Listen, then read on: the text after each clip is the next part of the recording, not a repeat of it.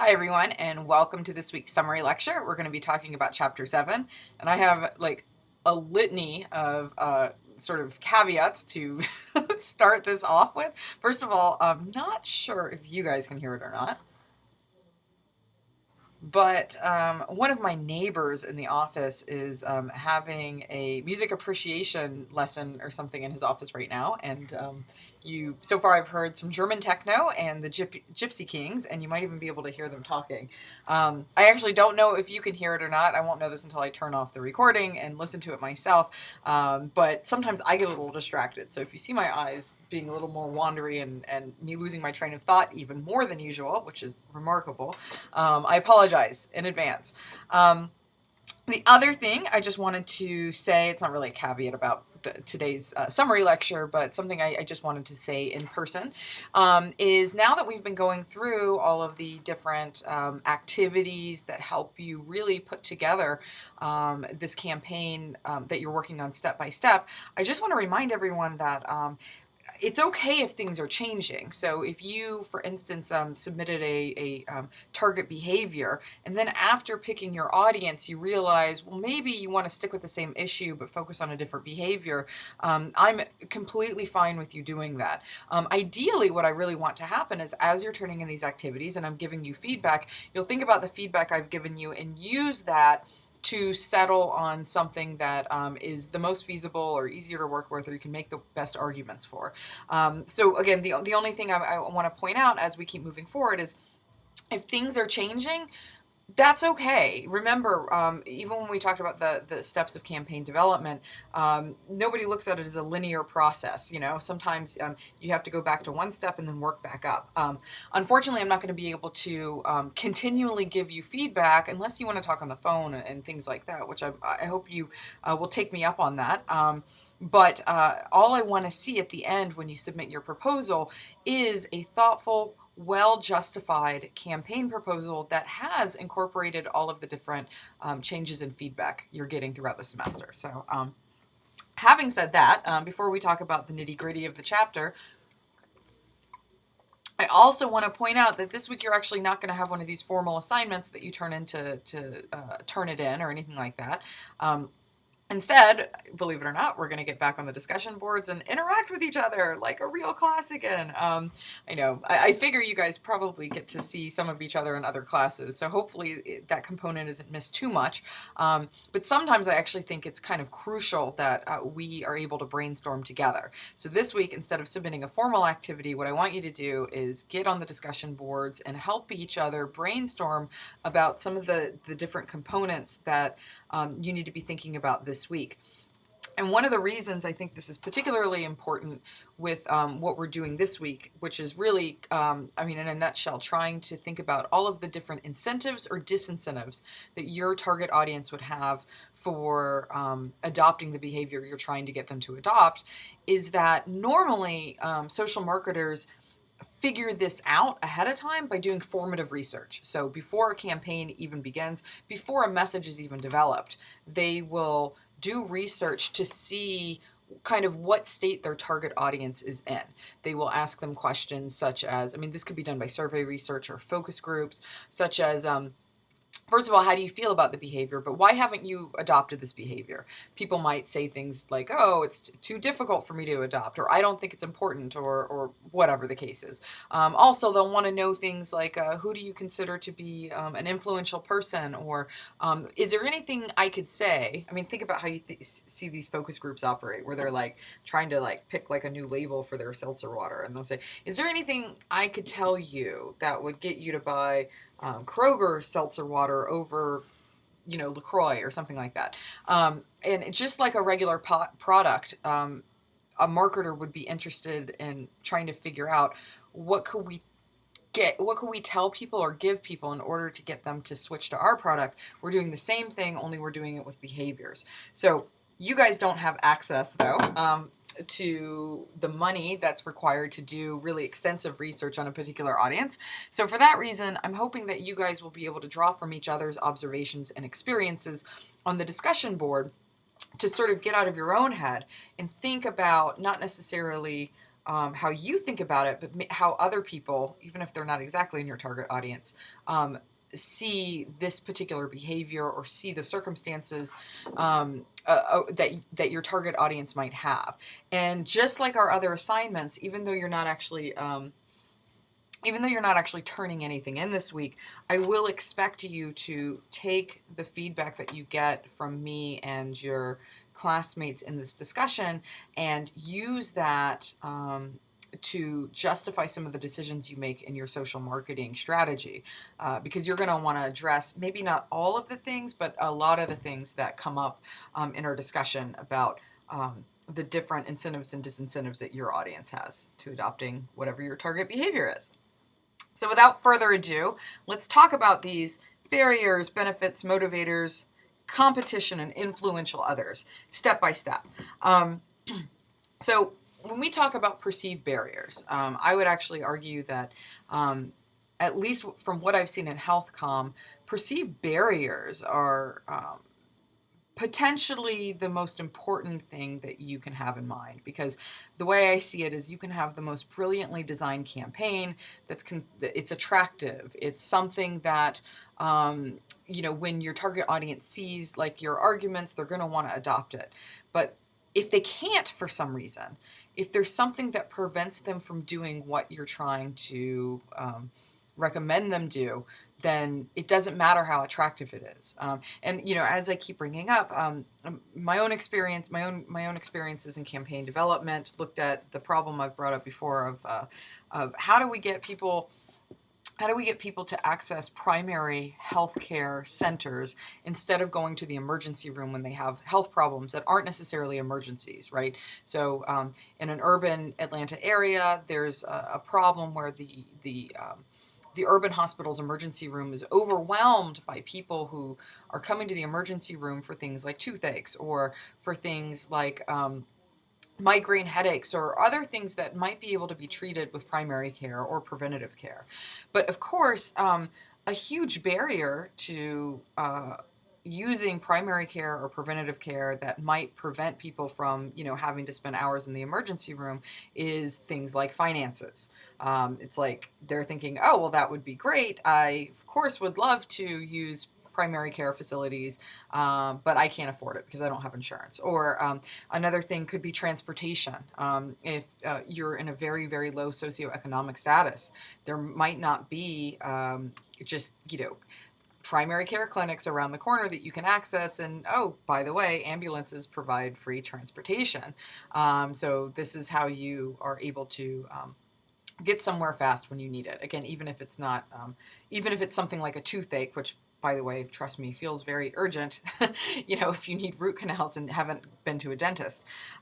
So those are all things that you would want to scope out. And like I said before, this is the type of thing that could be revealed through research. But sometimes, right, if you're, for instance, promoting fresh fruits and vegetables, you could just do sort of an ecological assessment of a community and realize that, well, there are no regular grocery stores here. They have convenience stores, which, sell Spam and candy bars and things like that.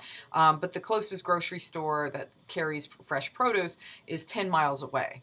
And again, let's say you're dealing with a target audience that has a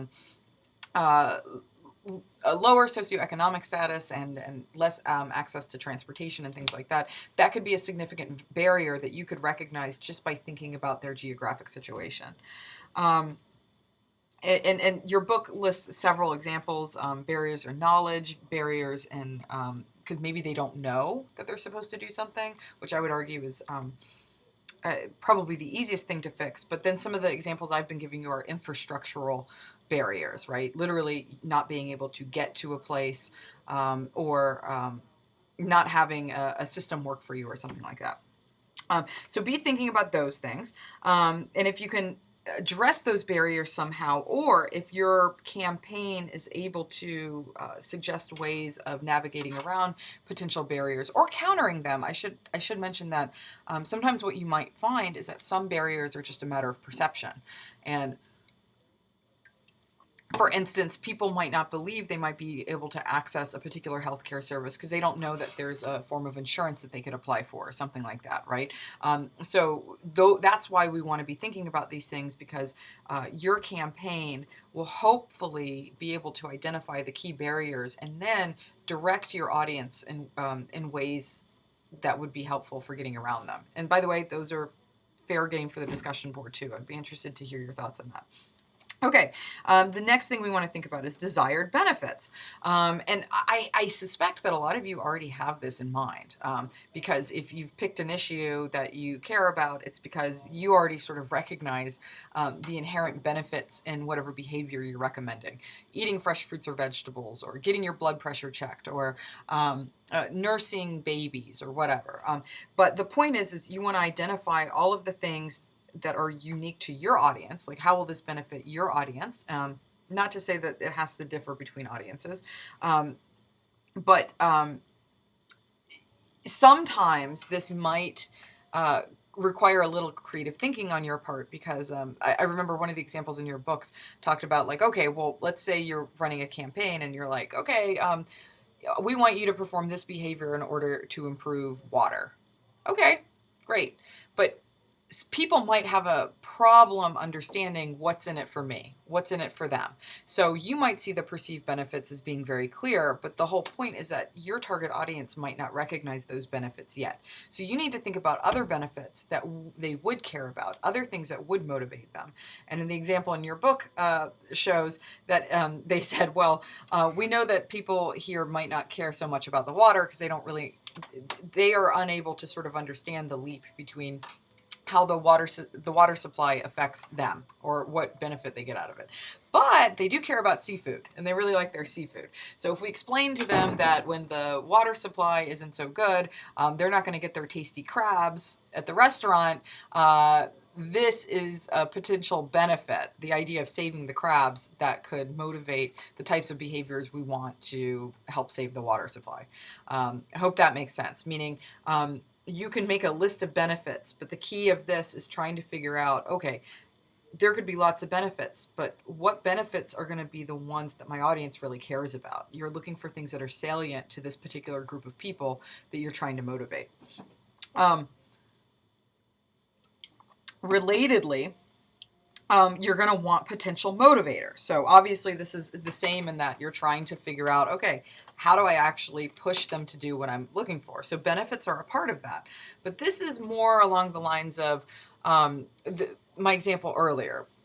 What could I potentially say or give you to get you to buy this? What if I throw in, what if I throw in season passes to Six Flags or something like that, right? It could be some sort of direct incentive like that. It could be maybe telling you something about the product that you didn't know before. Again, different than a benefit, because the benefit may have already been there, but the motivator is the information that you're giving them. It could be something like a discount, right? Maybe you realize that, I want people to recycle, and they might actually be, for recycling, but they might not realize that if they recycle, they get a tax break or something like that, right? If they buy an energy efficient car, they're going to be able to write that off on their taxes. So that would be actually something that motivates a behavior. It's also in that case, it's different than a benefit, because it's not like the benefit of adopting an energy efficient car would be benefits for the environment, or natural resources, or things like that. The incentive is what the participant gets out of it. What your target audience member gets out of it. Okay. Next, you want to identify competition. And this is exactly what you would think about if we relate it to regular marketing, in terms of who's the competition for Coke? Pepsi, right? So it can be as simple as that. The organizations that might be putting out messages that run counter to yours. Some of you, that might be hard to think about. So if we're talking about, if you're trying to develop a social marketing campaign to increase the rate of breastfeeding, it's not like that there are organizations out there saying, no, don't breastfeed your baby, right? But others of you might actually have that. So if you're trying to figure out, for instance, oh, how do I fix this problem of obesity? Well, I'll tell you who your competition is.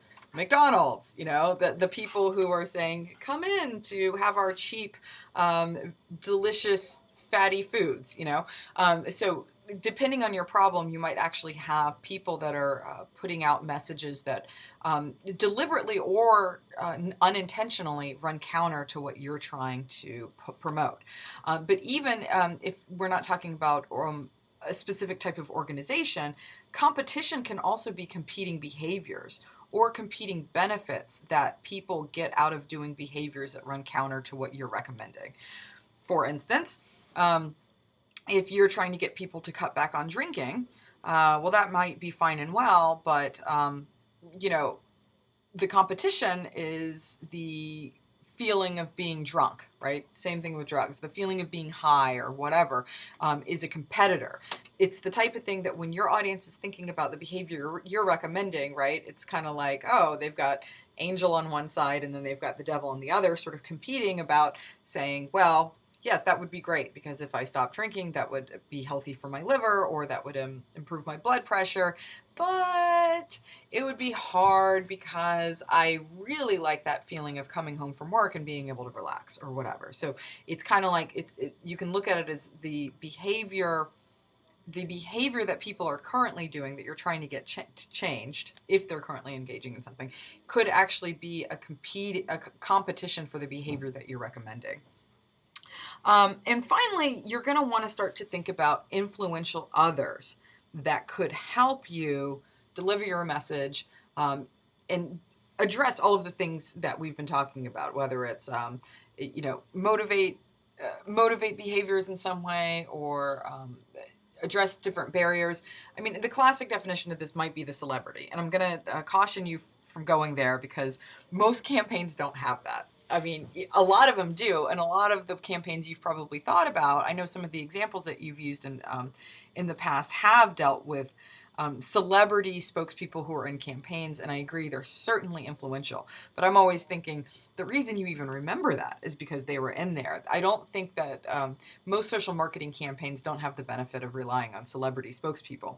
And the reason, of course, celebrities are influential is because they appeal to everyone. What I would really like you to think about in this campaign is think about influential others that are unique to your specific audience.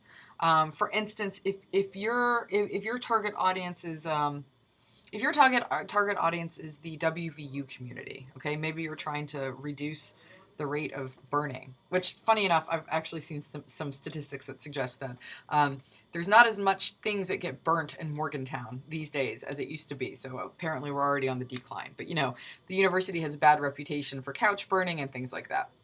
Well, I've even seen, maybe not directly speaking about burning, I can't remember. I've seen President Gee come out on a number of occasions and talk about cultural shifts and behaviors that he doesn't like and promoting other types of behaviors or whatever. Gee would be a great example of an influential person who's specifically influential to this community. Gee would not be of much use outside of the WVU community.